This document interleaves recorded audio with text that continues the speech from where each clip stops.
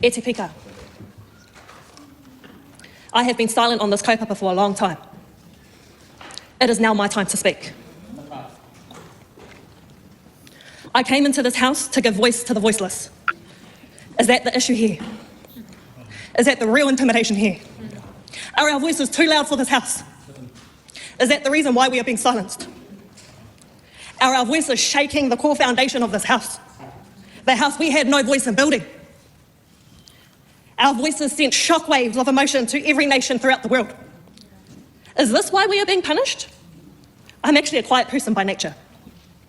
But after being in this house for a year and a half, we have had no option but to voice the 100,000 who walked to Parliament, the 300,000 signatures, the 90,000 against the Treaty Principles Bill and the submissions. They were kept outside this house. And now that side of the house decides to remove us too. We will never be silenced and we will never be lost. I mean, this is ridiculous. We can't even do a haka and celebrate our culture at the Aotearoa Music Awards in peace. Since when did being proud of our culture make you racist? Taku patu, taku mana Māori motu hake. Taku patu, taku mana Māori motu hake. Taku tū, taku hikoi. Taku tū, taku hikoi. Kai hinga ue, kai mate aue. Kai hinga ue, kai mate aue. Taku rōpu haka. Taku kuini Māori. Kai taku ariki nui kuini ngā waihono I te pō. Te whare kāhui ariki whānui. Rire hau, kai mairere. These words were the first words of a chant I made on the footsteps of Parliament, a year before making it into the doors of Parliament. My closing remarks were, Aotearoa New Zealand, are you ready? Clearly, the people were ready, just not one party and 8% of the country was not. Let's be real clear here. The issue is not our response to the problem. I will repeat that again. The issue is not our response to the problem. It was unruly, disorderly, uncivilised to bring in a Treaty Principles Bill. It was a dishonourable vote. To make it very clear to the whole House and everyone listening, not even 24 hours after the Treaty Principles Bill reading, myself, our co-leaders and our mataro had a kanohi ki te kanohi hui with the Speaker. There were many kōrero stated in this hui. I said to the Speaker, I recognise that I disrupted the vote that he had to conduct that day. I took accountability, I apologised directly to the Speaker, accepted the consequences made that day, which was a 24-hour suspension, docked pay and named, but I will not apologise for my actions. The ruling I was given that day encapsulated everything I did by inserting the words behaviour and actions. Which brings me to question, why am I even here? Why am I being punished twice 8 months later? Yet a member can swear at another member. A member of Cabinet can lay their hands on a staff member. A member can drive up the steps of Parliament. A member can swear in Parliament. Yet they weren't even given 5 minutes of suspension. But no, when we stand up for the country's foundational document, we get punished twice with the most severe consequences in the world. And that's actually a fact.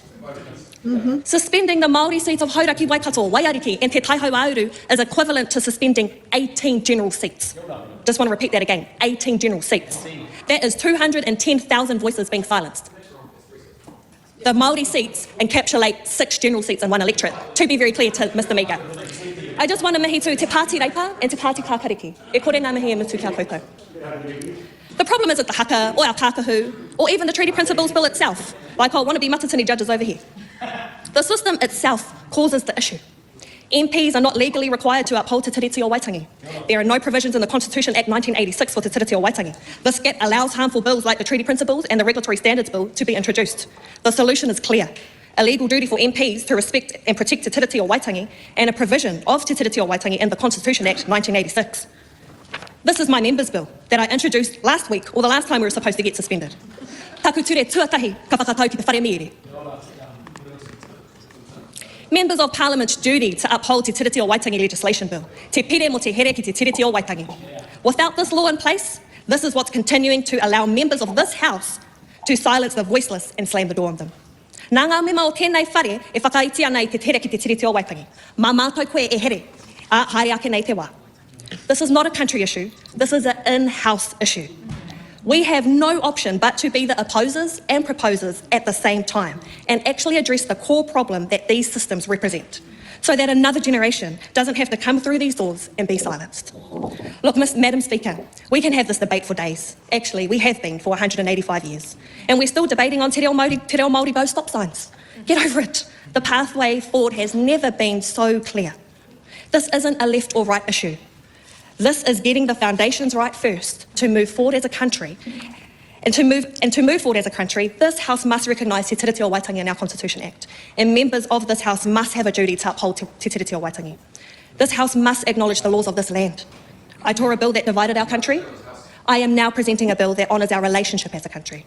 In the words of our late King, let's keep pushing forward. While we are currently facing a storm, and there was a storm last night, there's no need to worry in this storm. We are stronger together, the wind in our sails of whakahitanga, and with that, we will reach our final destination. Tēnā rā tātou. That speech did show there was some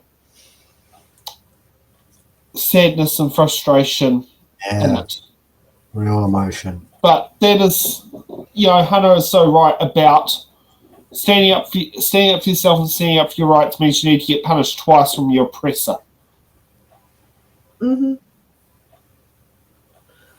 I thought that she addressed the injustice brilliantly. But she finished with a solution. Yeah. Fucking brilliant. Put it this way, Hana is going to be an MP who is going to make... I don't think her bill will pass first reading in this current Parliament, but I can see it becoming law in a future one. Yeah, absolutely. Like, I have heard her speech before, and the moment she opened her mouth this time around, I full body chills. Like, yeah, it did not feel the Hana we know. Like, she even said at the protest a couple of weeks ago, that she is a quiet person. This is not what she would normally do, But the way that she has stood up for herself and stood up for not only Māori people, but this entire country to hold us together, I am so fucking proud of her.